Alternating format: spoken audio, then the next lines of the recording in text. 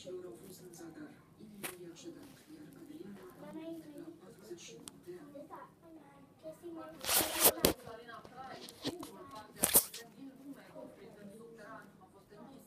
Societatea Națională a Sării, compania care deține Salina Prai, a decis să nu mai prelungească contractul de închiriere cu proprietarii parcului demonstrativ. De vină pare să fie legislația care nu reglementează situația spațiilor aparte după exploatarea.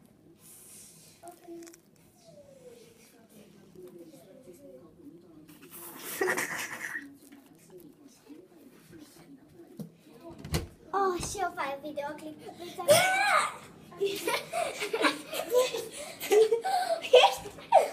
Distruge camera! Kung Fu Panda! Kung